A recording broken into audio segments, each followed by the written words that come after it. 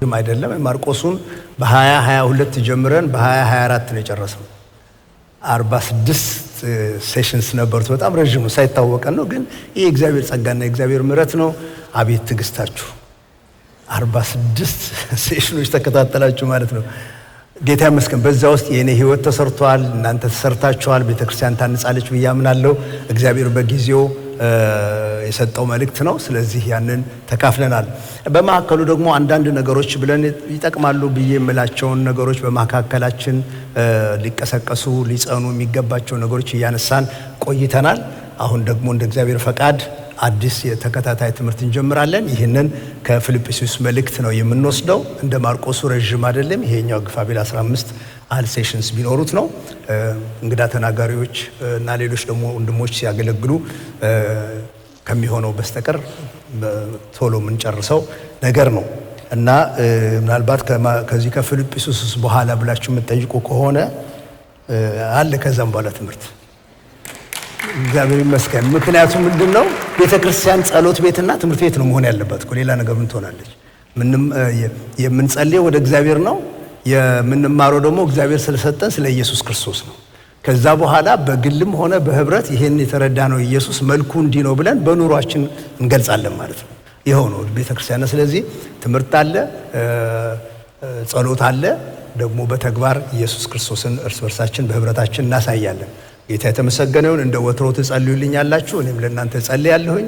ወዳችኋለሁ፣ እንደምትወዱኝ ያውቃለሁ። ስለዚህ በመካከላችን የእግዚአብሔር በረከት እንዲፈስ የእግዚአብሔር ጸጋ እንዲገለጥ እዚህ እግዚአብሔር የሚናገረን ነገር ወጥቶ ደግሞ ለሌሎች የሚጠቅም ሆኖ እንዲወጣ ጸሎት ይጠይቃል። ጳውሎስ እንደሚገባኝ እንድናገር ጸልዩልኝ ብሎ የኤፌሶን ሰዎች እንደጠየቀው እዚህ ቆሞ ለሚያገለግሉ አገልጋዮቻችን ሁሉ ልንጸልይ ይገባናል።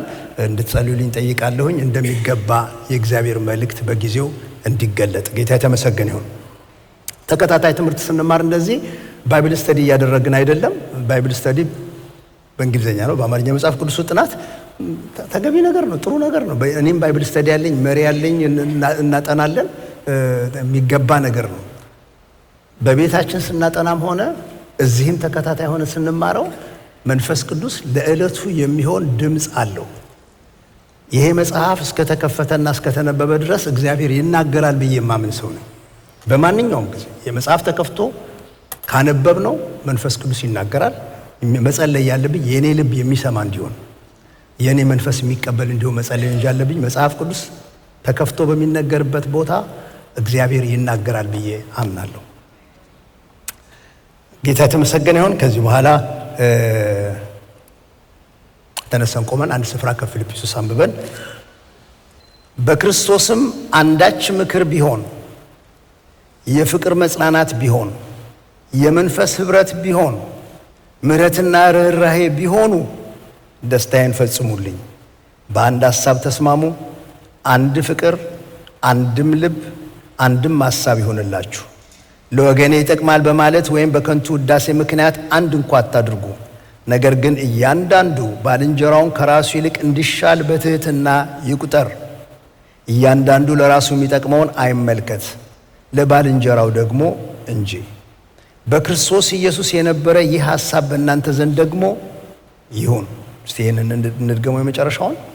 በክርስቶስ ኢየሱስ የነበረ ይህ ሐሳብ በእናንተ ዘንድ ደግሞ ይሁን። እርሱ በእግዚአብሔር መልክ ሲኖር ሳለ ከእግዚአብሔር ጋር መተካከልን መቀማት እንደሚገባ ነገር አልቆጠረውም። ነገር ግን የባሪያን መልክ ይዞ በሰው ምሳሌ ሆኖ ራሱን ባዶ አደረገ። በምስሉም እንደ ሰው ተገኝቶ ራሱን አዋረደ፣ ለሞትም ይኸውም የመስቀል ሞት እንኳ የታዘዘ ሆነ። በዚህ ምክንያት ደግሞ እግዚአብሔር ያለ ልክ ከፍ ከፍ አደረገው፣ ከስም ሁሉ በላይ ያለውን ስም ሰጠው።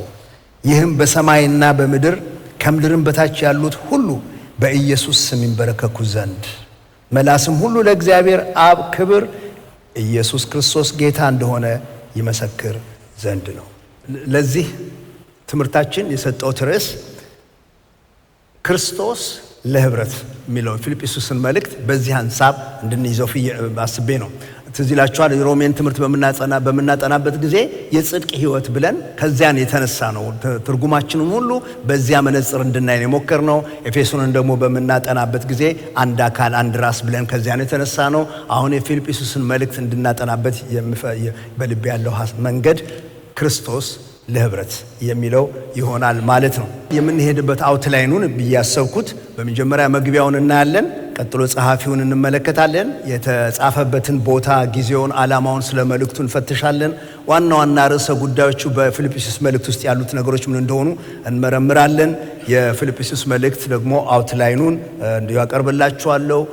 ቁልፍ ጥቅስ ነው ብዬ የምለውን ነገር ለእኛ ትምህርት አሁን በምንጀምረው ትምህርት ውስጥ እንድንተረጉምበት የሚረዳንን ቁልፍ ጥቅስ አቀርብላችኋለሁ። የፊልጵስዩስ መልእክት ደግሞ አጠቃላይ እይታ በሰንጠረዥ መልኩ ቢቀመጥ እንደዚህ መቀመጥ ይችላል የሚለውን ነገር ሁሉ አቀርብላችኋለሁኝ እና በዚህ ሁሉ በስልካችሁ ስክሪኑን ፒክ ማድረግ ትችላላችሁ። ደግሞ እግዚአብሔር ቢረዳን በተለያየ መንገድ ይሄን እንድታገኙ ለማድረግ እሞክራለሁኝ፣ ዲጂታል በሆነ መንገድም ቢሆን። የፊልጵስዩስ ቤተክርስቲያንን ጳውሎስ እንደተከላት ምንም ክርክር የለውም። ምክንያቱም ሐዋርያት ሥራ ምዕራፍ 16 ከቁጥር 6 እስከ 40 ድረስ ያለው ታሪክ አጀማመሯን ያስረዳል። እንደምታስታውሱት በሁለተኛው የሚስዮን ጉዞው ሐዋርያው ጳውሎስ በ50 ዓመተ ምህረት ገደማ ነው ይሄ የሆነው። ጳውሎስ ወደ እስያ መሄድ ፈልጎ ይላል የሐዋርያት ሥራ ምዕራፍ 16 ወደ እስያ መሄድ ፈልጎ የኢየሱስ መንፈስ ግን ከለከለው። ለወንጌል ስራ ነው የሚወጣው፣ ለሚሽን ስራ ነው የሚወጣው፣ ግን የጌታ መንፈስ ከለከለው። ወደዚህም ወደዛም ቢል እሱ መሄድ የፈለገው ወደ እስያ ነው። ወደ እስያ የሚሄድበትን መንገድ የጌታ መንፈስ ከለከለው። ነገር ግን በሌሊት ህልም ራእይ አየ።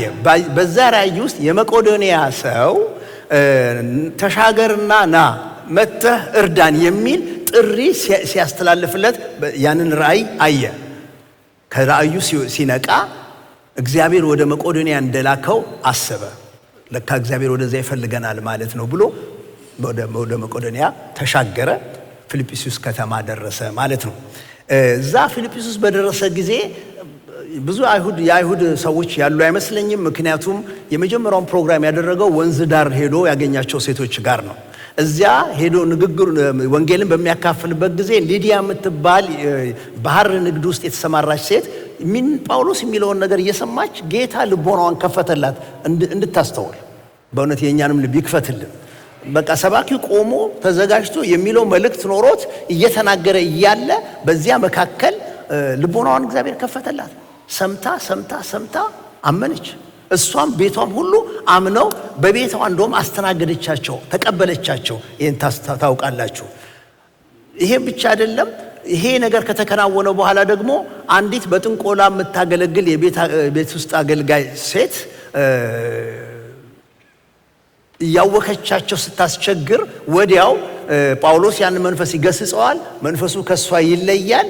በዛን ጊዜ ውስጥ ግን እሷ ለጌታ ገቢ ትሆናለች ማለት ነው። አሁን እንግዲህ የሊዲያ ቤተሰብ ዳነ፣ ይህች ሴት ዳነች። ቀጥሎ በዚህ ነገር ምክንያት የተፈጠረው ሁከት ስለነበረ ከተማችን ውስጥ ገብተው አዲስ ሃይማኖት ያስተምራሉ፣ አዲስ ነገር ይናገራሉ በሚል ከተማው ስለተበጠበጠ ወደ እስር ቤት ይጣላሉ።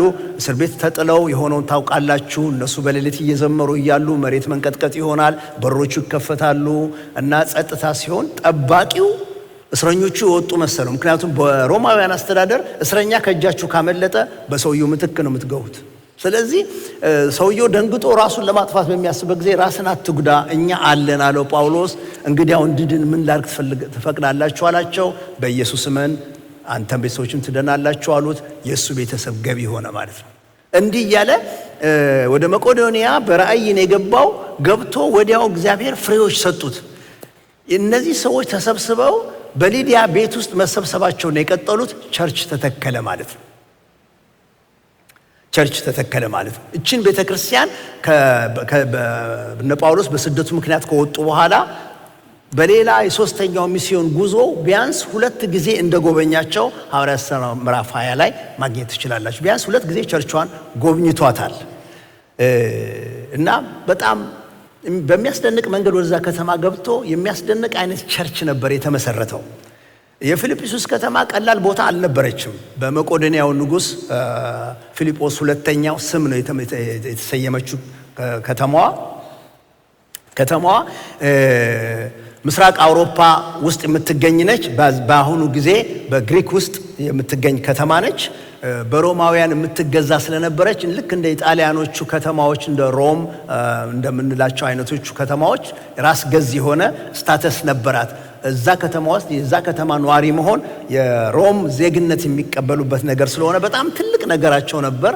ዜግነት በጣም ትልቅ ነበር። ለዚህ ነው ጳውሎስ ምዕራፍ 3 ላይ አረበ ዜግነት አትኩራሩ፣ ዜግነት ካስፈለገ እኛ አገራችን በሰማይ ነው ብሎ የሚናገርበት ምክንያት ከተማይቷ ውስጥ እንደዚህ በሮማዊነታቸው የሚኩራሩ ስለነበሩ ነው።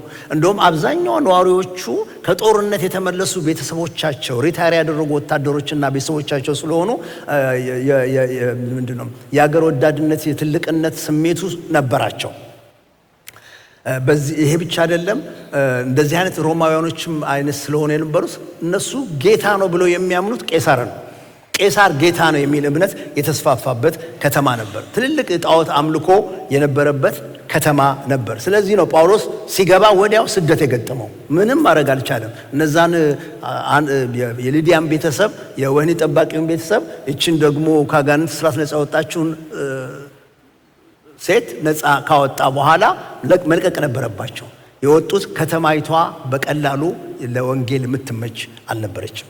ግን በእንደዛ አይነት ጨለማ በሆነ ከተማ ውስጥ ግን ጌታ አስደናቂ ስራ ሰርቶ ቤተክርስቲያን ተክሎ በኋላ ጳውሎስ የሚደነቅባት ቤተክርስቲያን፣ የሚወዳት ቤተክርስቲያን፣ በወንጌል አብረው አጋር የሆነች ቤተክርስቲያን ያፈራባት ስፍራ ነች። ጌታ የተመሰገነ ይሁን።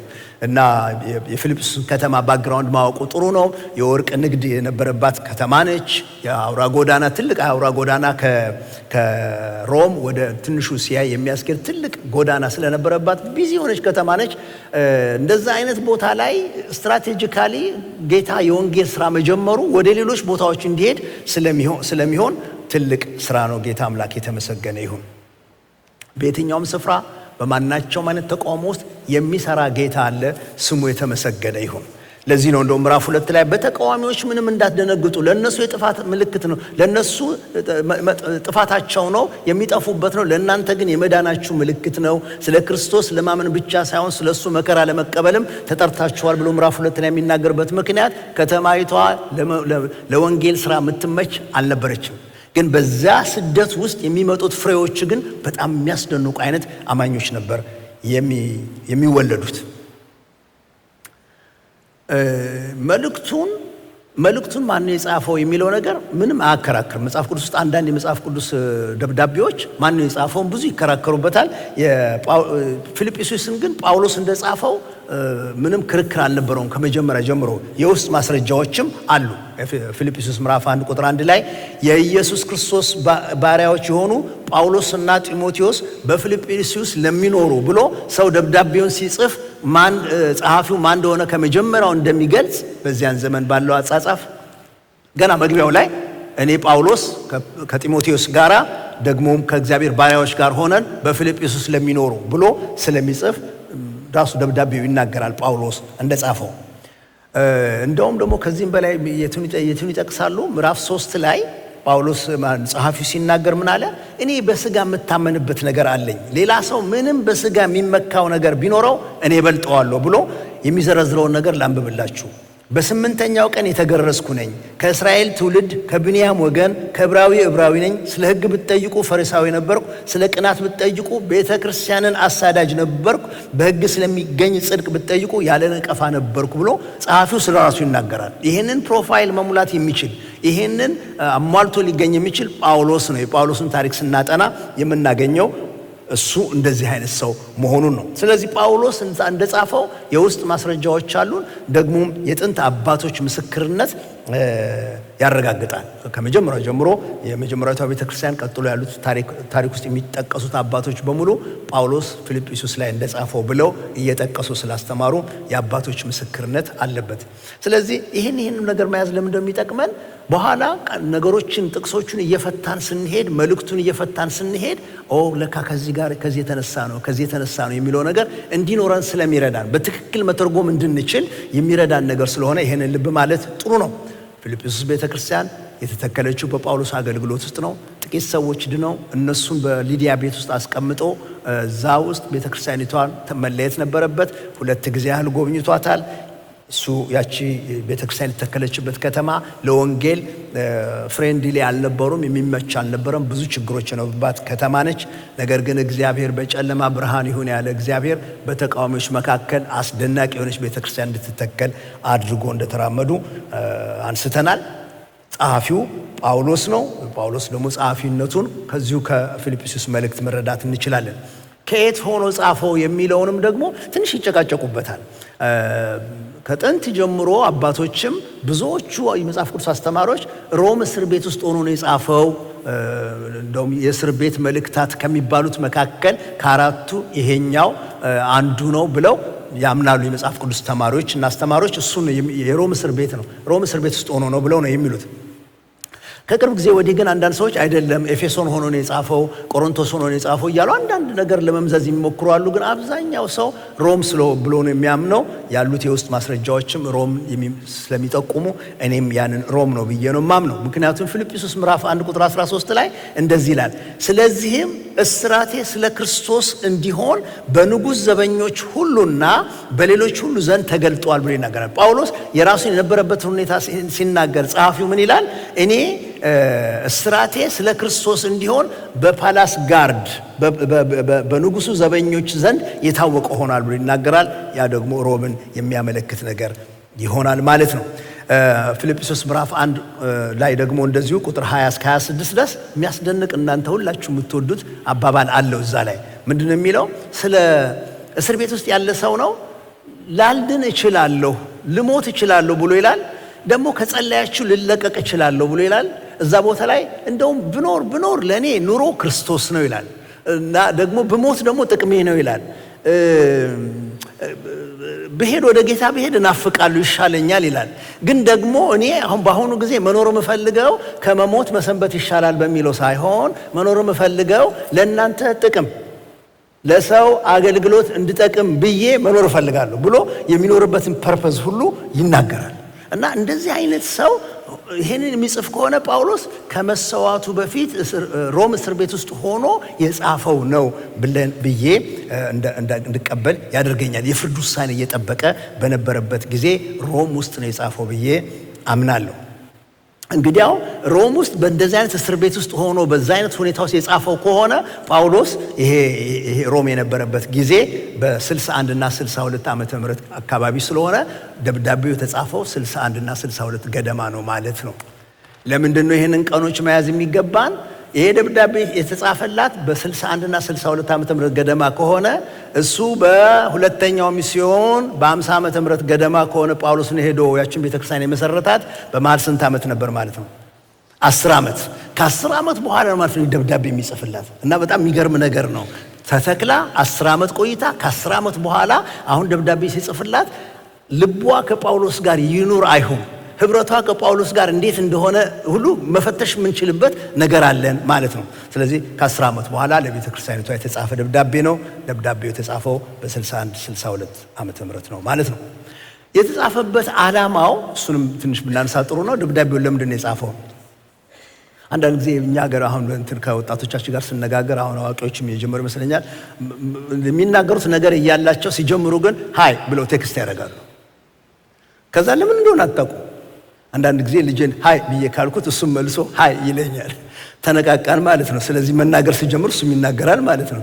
ጳውሎስ ጋር ግን ሁሉ ነገር ግልጽ አድርጎ ነው የጻፈው። ለምን መጽሐፍ እንደፈለገ ፊት ለፊት እናገኘዋለን። አንደኛ ምዕራፍ 4 ቁጥር 18 ላይ ያመሰግናቸዋል። በአፍሮዲጡም በኩል የተላከውን ነገር ስጦታችሁን፣ ቸርነታችሁን፣ ድጋፋችሁን ተቀብየዋለሁ፣ እግዚአብሔርን ደስ አሰኝቷል፣ መልካም መዓዛ ሽታውን ያለውን ተሞልቼዋለሁ ብሎ የሚናገርበትን ክፍል ታገኛላችሁ። ለማመስገን ጀስት እግዚአብሔር በእነሱ በኩል ቸርነት ስላደረገለት እነሱን ተቀብያለሁ፣ ስጦታችሁን ጌታ ያባርካችሁ ለማለት ነው። በሌላ በኩል ግን የእነሱ መልእክተኛ ሚሽነሪ የነበረ አፍሮዲጥን የሚባል እነሱ ለጳውሎስ ኧረ ይሄ ሰው እስር ቤት ነው ያለው ተቸግሯል፣ እስቲ ሂድና ጎብኘው ብለው ከሰፖርት ጋር የላኩት ሰው ጳውሎስ ጋር ከደረሰ በኋላ እዛ ታሞ ቀረ። መታመሙን ደግሞ የፊልጵስዩስ ሰዎች መጥተው ሰምተዋል እና ጭንቀት ላይ ናቸው ያሉት። አሁን ጳውሎስ የሚለው ምንድነው? አፍሮዲጡን እንደታመመ ሰምታችኋል። ምዕራፍ 2 ላይ ታገኙታላችሁ። እንደታመመ ሰምታችኋል። መታመምስ ታሞ ነበር እስከ ሞት ድረስ እንደሚደርስ፣ ጌታ ግን ማረው፣ ስለሱም ብቻ ሳይሆን ስለኔም ማረው ብሎ ይናገራል። እና ከዛ በኋላ አሁን እልክላችኋለሁ ይላል። ለምን? አፍሮዲጡን የነሱ መልእክተኛ ሚሽነሪ ደህና መሆኑን እንዲያውቁ። ይሄ ሁለተኛው ምክንያት አድርገን መውሰድ የምንችለው ነው። ሶስተኛ ደግሞ በተጨማሪም ሌሎች ነገሮችን አብሮ ጠቅሶ አንስቶታል። እነዚህ ይሁዲ አድራጊዎች ጁዳይዘርስ ሰዎች በኢየሱስ አምነው እንዲድኑ ብቻ ሳይሆን የይሁድነት ስርዓት መፈጸም አለባቸው ብለው የሚያስተምሩ ሰዎች ገላትያን ቸርች የበጠበጡ አሁን እዚህ ፊልጵስዩስ ጋር እንደሚመጡ ስለሚያውቅ ተጠንቀቁም ብሏቸዋል። እዚሁ ደብዳቤ ላይ ደግሞም ስለ ህብረታቸውም አንስቶባቸዋል። በኋላ በሰፊው አመጣበታለሁ። ስለ ህብረት ያላቸው አመለካከት እንዲስተካከል ስለ ህብረትም አንስቶባቸዋል። እነዚህን አይነት ዓላማዎች በያዘ መልኩ ነው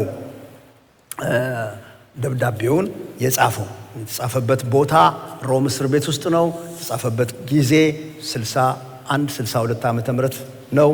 የተጻፈበት ዓላማ ለማመስገን የአፍሮዲጡን ደህና መሆን እንዲያውቁ፣ ሌሎች ተጨማሪ ጉዳዮችን ደግሞ ለማብራራት ፈልጎ ነው። ቢግ አይዲያስ ትልልቅ ሐሳቦች ምንድን ናቸው?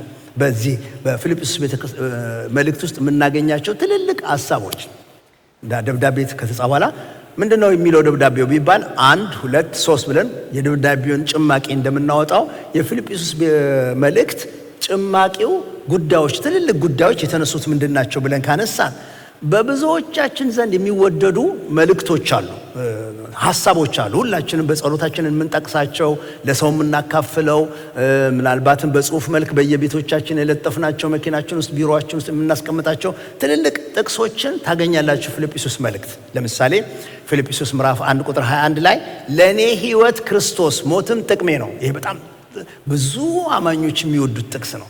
ለኔ ሕይወት ክርስቶስ ነው ሞትም ጥቅሜ ነው ያለበትን ምዕራፍ 2 ቁጥር 5 ላይ በክርስቶስ ኢየሱስ የነበረ ይህ ሐሳብ ያ ኢየሱስ ክርስቶስን ከእግዚአብሔር ጋር በመለኮትነት ከሚኖርበት እንዲወርድና በሰው መካከል እንዲገኝ ያደረገው ያ ሐሳብ በእናንተ ዘንድ ይሁን የሚለው ጥልቅ የሆነ ሐሳብ የመኖሪያ መመሪያዬ የኑሮ ዘይቤ ክርስቶስ ነው የሚለውን ሐሳብ ምዕራፍ 3 ቁጥር 14 ላይ በክርስቶስ ኢየሱስ ከፍ ያለውን የእግዚአብሔርን መጥራት ዋጋ እንዳገኝ ምልክትን እፈጥራለሁ። በሌላ አነጋገር ክርስቶስ የኔ ግብ ነው፣ ግቤ ክርስቶስ ነው ብሎ ያለበትን ነገር ሁላችን እንወደዋለን። አንዱ ቢግ አይዲያ እሱ ነው። ምዕራፍ 4 ላይ ደግሞ ቁጥር 13 ኃይልን በሚሰጠኝ በክርስቶስ ሁሉን እችላለሁ። ይሄ ቃል መዝሙር ሆኖ ወጥቶ ጸሎት ሆኖ ጸልየን ምንጽናናበት ሆኖ የምናውቀው ቃል ነው። ክርስቶስ ለኔ ኃይሌ ነው የሚለው ቃል እንደዚህ አይነት ትልልቅ ርዕሰ ጉዳዮች የያዘ ነው። ደግሞ ሁላችሁም እንትን በጌታ ደስ ይበላችሁ ያለውስ እንደምትሉኝ አውቃለሁ። እሱም ሁሉ አለበት። በቃ ደጋግሞ በጌታ ደስ ይበላችሁ ብሎ ደስታ 16 ጊዜ የተጠቀሰበት መልእክት ነው። እነዚህ ሁሉ ትልልቅ ሐሳቦች አሉት። ይሄን ሁሉ እያነሳሁኝ እነዚህ ነገሮች ሁሉን አቅርቤ እንደው ሜዳ ላይ እንዳልተዋችሁ እኔም ደግሞ አሁን በዚህ ጊዜ እግዚአብሔር ለዳላስ ቤተክርስቲያን እግዚአብሔር በክርስቶስ ላለችው አካል ከእናንተ ጸሎት እርዳታ ጋር ከፍ ብዬ እንድሰማ የምፈልግበት በጎላ ድምፅ እንድሰማ የምፈልግበት ሰው ቆም ብሎ ምንድነው የሚለው ብሎ እንዲያዳምጠኝ የምፈልገው ጉዳይ የፊልጵስዩስ መልእክት ክርስቶስ መካከለኛ የሆነበት ህብረት፣ ክርስቶስን ያማከለ ህብረት ወይም ክርስቶስ ህብረት ለህብረት አስፈላጊነቱን የሚናገር ትልቅ መልእክት ነው። የጊዜው ቃል እሱ ነው ብዬ አምናለሁ። ምክንያቱም ያለ ክርስቶስ የሆነ ህብረት ህይወትም በረከትም ዋጋም እርባናም ስለማይኖረው ማለት ነው። ሰዎች አላማኞች ብቻ ሳይሆን አማኞች የምንሆን አስተውለን ተጠንቅቀን ካልያዝነው በብዙ ጉዳዮች ህብረት ልናደርግ እንችላለን። ግን መስቀል መካከለኛ ካልሆነ፣ ክርስቶስ ዋና ካልሆነ፣ ክርስቶስ ቀዳሚውን ስፍራ ካልያዘበት የትኛውም አይነት መንፈሳዊ የሚመስል ህብረት ቢኖረን ዋጋ አይኖረውም። ዋጋ የሚኖረው፣ ብድራት የሚኖረው፣ ፍሬ የሚኖረው፣ በረከት የሚታዘዝበት፣ ሕይወት የሞላበት የሚሆነው ህብረቱ በመጀመሪያ በክርስቶስ ሲሆን፣ ስለ ክርስቶስ ሲሆን፣ ለክርስቶስ ሲሆን፣ ከክርስቶስ ሲሆን፣ ሁሉ ነገር በሱ ዙሪያ የሚሽከረከር ሲሆን ብቻ ነው። የፊልጵስዩስ መልእክት ይሄንን በጣም አጉልቶ ይናገራል ብዬ አምናለሁ። እግዚአብሔር እንደሰጠኝ ጸጋ እናንተም እንደምትጸልዩልኝ ለአካሉ የሚሆን መልእክት ይወጣዋል ብዬ አምናለሁ። እንቀጥልና ብናየው ስለ ህብረት የተናገረበትን መንገድ ትንሽ ላስይዛችሁ። እንግዲህ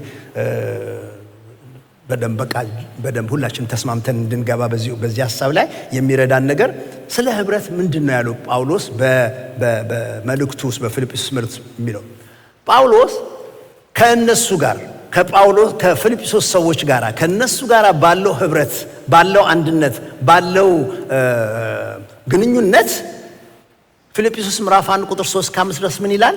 ሁልጊዜ በጸሎቴ ሁሉ ስለ እናንተ በደስታ እየጸለይኩ ከፊተኛው ቀን እስከዛሬ ድረስ ወንጌልን በመስበክ አብራችሁ ስለሰራችሁ ባሰብኳችሁ ጊዜ ሁሉ አምላኬን አመሰግናለሁ ይላል። እኔ ከእናንተ ጋር ከፊልጵስዩስ ቸርች ጋር ያለኝ ግንኙነት ከእናንተ ጋር ባለኝ ግንኙነት እግዚአብሔርን አመሰግናለሁ። ምክንያቱም ፍሮም ዴይ ዋን ከመጀመሪያው ጊዜ ጀምሮ ከእኔ ጋር በወንጌል ሽርክና የቆማችሁ እናንተ ነበራችሁ ብሎ ከነሱ ጋር ያለውን ነገር የሚያመጣው በክርስቶስ ካላቸው ግንኙነት በወንጌል ካለው ህብረት ጋር ነው የሚያዛምደው። ወደ ጎን ያለው ነገር በክርስቶስ ምክንያት በወንጌል ምክንያት።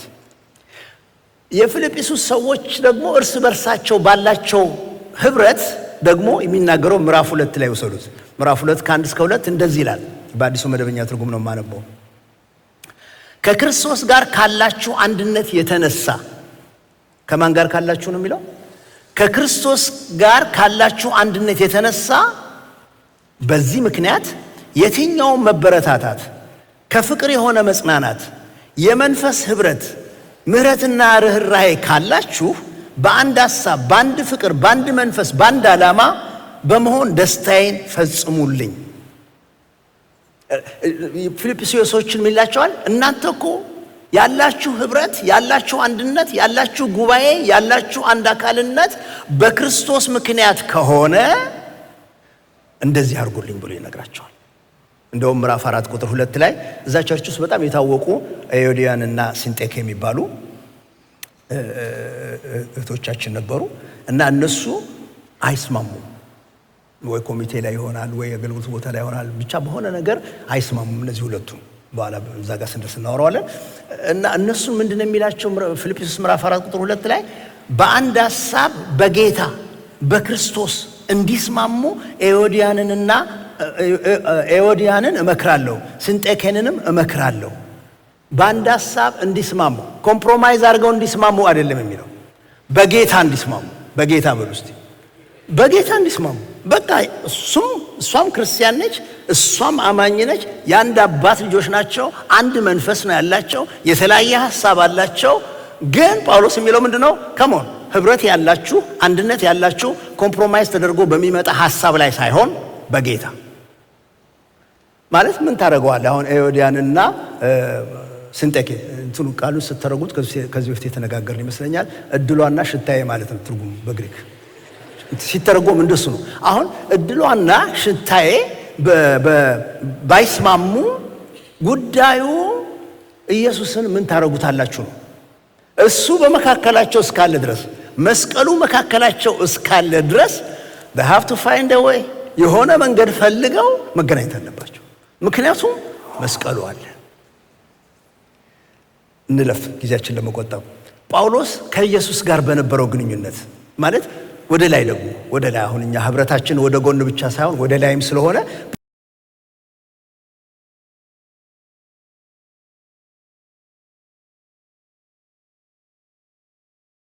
በመከራውም እንድካፈል ወደ ሙታን ትንሣኤ ልደርስ ቢሆንልኝ በሞቱ እንድመስለው እመኛለሁ።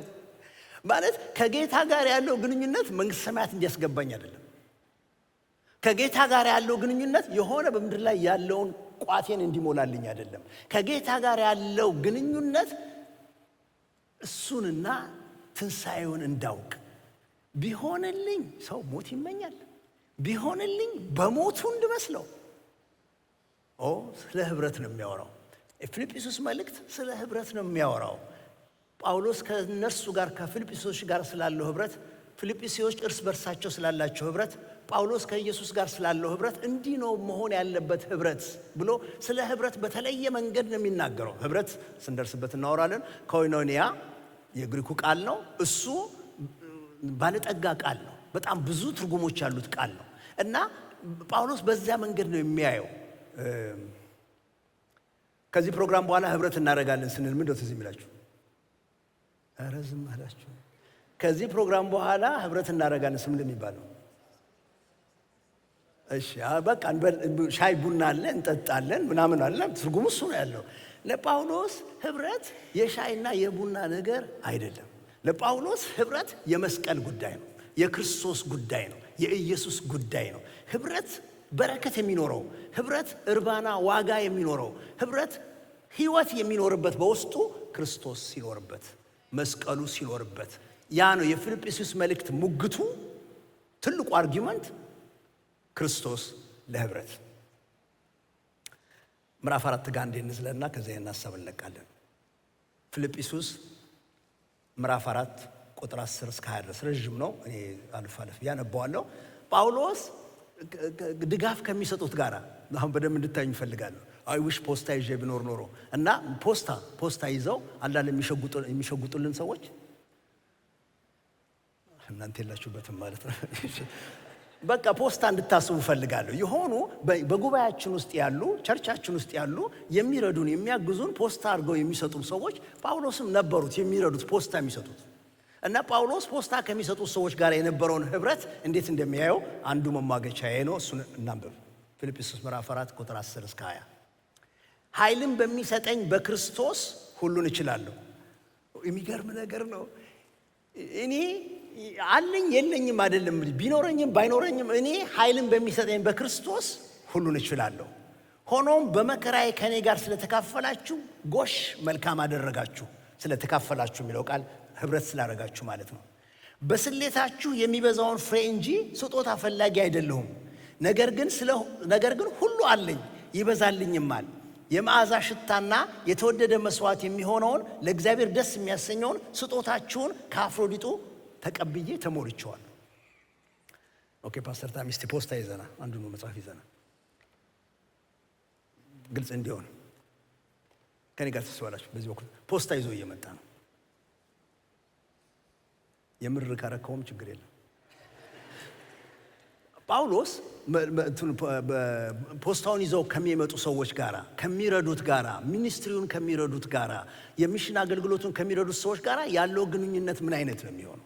ምክንያቱም በስጋ ካሰብነው በጎ ያላደረገልኝ በጎ እንድመልስ ነው። ዛሬ የሚያደርጉልኝ ነገር ነገ እንድመልስ አድርጌ ነው የማስበው። እሱም ቢሆን ሲሰጠኝ ነገ ሊጠይቀው የሚችለው ዕዳ እንዳለብኝ አድርጎ ነው በስጋ የሚተረጎመው። ጳውሎስ እንዲህ ከሚያግዙ ሰዎች ጋር ያለው ህብረት ምን አይነት ነው? እሱን ነው ምዕራፍ 4 ላይ የሚናገረው። እኔ እኮ ከእናንተ ይሄን ስቀበል ስለጎደለኝ አይደለም፣ መጉደልም አውቃለሁ መብዛትንም አውቃለሁ። ሁሉን በክርስቶስ የምችል ሰው ነኝ። ይሄንን የምቀበልበት ምክንያት ግን አንዳች እንዲሞላልኝ ፈልጌ ሳይሆን እኔ ስቀበላችሁ የሚኖረውን ፍሬ ምንድነው ፍሬው? እነሱ በእግዚአብሔር ስም እዚህ ያለውን ነገር ሲያደርጉ የሚገኘው ፍሬ እሱን ፈልጌ ነው። በዚህ ፍሬ እናንተ ስለምትጠቀሙ፣ በዚህ ፍሬ ክርስቶስ ስለሚከብርበት ስለ ክርስቶስ የምቀበላችሁ ነገር ነው። ይሄን ስጦታችሁን ከአፍሮዲጡን ተቀብያለሁ። እግዚአብሔርን ደስ የሚያሰኘውን መልካም ሽታ የሞላበትን ተቀብዬ ተሞልቼዋለሁ ብሎ ለካ ከሚረዱት ከሚደግፉት ሰዎች ጋር ያለው ህብረት ሰው በስጋ እንደሚያስበው የጥቀመኝ ጠቅመሃለሁ አይደለም ማለት ነው። ጌታ ይባርክ አይደለም ማለት ነው። የሚያስብበት እሳቤው እንዲህ ባለ እንኳ ነገር ክርስቶስን አስገብቶ ነው።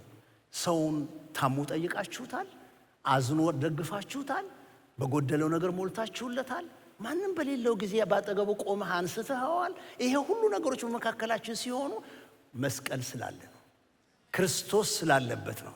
ከዚህ ውጪ ክርስቶስን ካስወጣ ነው መጠቃቀም በስጋ እንደሚዘሩ ነው። ክርስቶስን ካስወጣ ነው መደጋገፍ በስጋ እንደሚዘራ ዘር ነው የሚሆነው። በስጋ ነው የምናጭደው። መንፈሳዊ ዋጋ የሚኖረው ግን ክርስቶስ ሲገባበት ነው። የፊልጵስዩስ መልእክት የሚናገረው ስለ ህብረት ነው።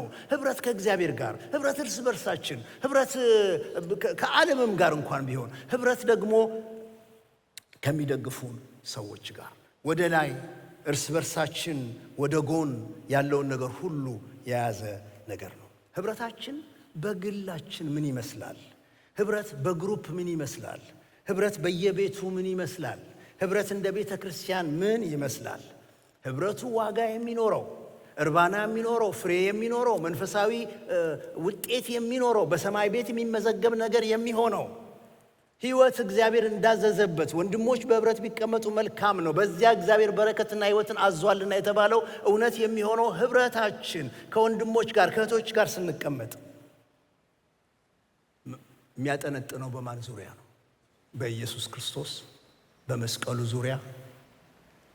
እሱ በጣም ትልቅ መፈተሽ ያለበት ነገር ነው። ዛሬ ሰዎች ህብረት በብዙ ምክንያት ያደርጋሉ። ጸልየው ሰው ለመግደል ሊስማሙ ይችላሉ። ጸልየው የራሳቸውን አጀንዳ ለመሙላት ሊነጋገሩ ይችላሉ። ነገር ግን የኢየሱስ ክርስቶስ መስቀል ባለበት በዚያ እግዚአብሔር ይገኛል። የእግዚአብሔር ፈቃድ ይከናወንበታል። የፊልጵስዩስን መልእክት አስተዋጽኦ እንመልከተው። አውትላይኑን ማለቴ ነው። መጀመሪያ ሲጀምር ምዕራፍ 1 ከቁጥር 1 እስከ 2 ድረስ ሰላምታ ነው የሚያቀርበው። ከዚያ በኋላ ስለ ፊልጵስዩስ ሰዎች ይጸልያል፣ ያመሰግናቸዋል ከቁጥር 3 እስከ 11 ድረስ። ከዛ ራሱ ጳውሎስ እስር ቤት ስለሆነ ያለው ቅድም እንዳነሳሁት በእስር ቤት ውስጥ ሆኖ ያለበትን ሁኔታ ከቁጥር 12 እስከ 26 ያስረዳቸዋል። ለወንጌል እንደሚገባ ስለመኖር ደግሞ ይዘረዝራቸዋል። በቃ ከዚህ በኋላ የምንኖረው ወንጌል እንደሚገባ ልንመላለስ ይሆናል ብሎ ከምዕራፍ 1 ቁጥር 27 እስከ ምዕራፍ 2 ቁጥር 30 ድረስ እስከ ምዕራፍ 2 መጨረሻ ድረስ ይናገራል። ምዕራፍ 3 ቁጥር 1 እስከ ምዕራፍ 4 ቁጥር 9 ድረስ ግን በጌታ ስለመመካት፣ ይሄ በጣም ደስ የሚለኝ ነገር ነው። እዚህ ጋር ይናገራል። የሚያስመካው የሰው ጽድቅ ሳይሆን በኢየሱስ ክርስቶስ የሚገኘው ጽድቅ ነው ብሎ ይናገራል። የሚያስደስተው ደስ የሚያሰኘው ነገር ያለው ሰው በሚሆንለት በማይሆንለት ሳይሆን በጌታ ያለው መደሰት ነው። ሰው ኮንቴንትድ የሚሆነው የሚረካው የሚያርፈው በሚሰበስበው ነገር ሳይሆን በእግዚአብሔር ልቡ ሲያርፍ ነው ብሎ በጣም በጌታ ስለመመካት፣ በጌታ ስለመርካት፣ በጌታ ስለመደሰት ምዕራፍ 3 ቁጥር 1 እስከ ምዕራፍ 4 ቁጥር 9 ድረስ ይናገራል።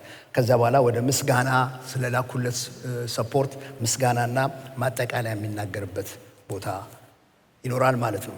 እያጠቃልን እኛ ምን ይል? እሺ ቁልፉ ቃል ምንድን ነው? በዚህ ከኔ ጋር በምናጠናው በዚህ ጥናት ውስጥ መነጽር እንዲሆነን፣ መነሻ ሐሳብ እንዲሆነን፣ መዳረሻ እንዲሆነን ቁልፍ ጥቅስ ብዬ የወሰድኩት ፊልጵስዩስ ምዕራፍ 2 ቁጥር 5 ነው። እሱን ጮክ ብለን አብረን እንድናነብ ጠይቃችኋለሁ።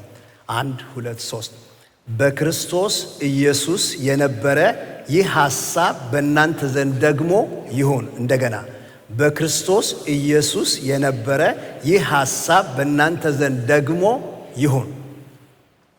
በጌታ ፍቅር እንደገና በምን ትሰሙኛላችሁ? ምንድን ነው በጌታ ዘንድ የነበረ ሐሳብ? ምዕራፍ 2 ጋር ስንደርስ እናነሳዋለን። ግን ከህብረት አንጻር ትንሽ እንፈትሸው። ከአባቱ ጋር ክርስቶስ ኢየሱስ ጌታችን ከአባቱ ጋር በሰማይ ሰማያት በክብር በአርያም በሞገስ ለዘላለም በሚሆን ሙላት ሲኖር ሳለ እንደዚህ ነበር የሚኖረው። እንደዚህ ከሚኖርበት የጠፋ ሰው ፍለጋ ከሱ ጋር ህብረት ማድረግ ፈለገ። ከጠፋ ሰው ጋር ህብረት ማድረግ ፈለገ ከኛ ጋር። እንዴት አድርጎ ነው ንጹሑ ቅዱሱ ኃያል ሕያው የሆነ አምላክ እግዚአብሔር ሰው መካከል የሚገባው? ስለዚህ ህብረት ፍለጋ እሱ ወረደ፣ ስጋ ለበሰ፣ የባሪያ መልክ ያዘ፣ አምላክነት ያለውን ነገሩን ባዶ አደረገ። ምንም እንደሌለው በሰው እጅ መንገላታት፣ በሰው እጅ መከራ መቀበልን ፈቀደ። እስከ መስቀል ሞት ድረስ ታዘዘ ከሰው ጋር ህብረት ለማድረግ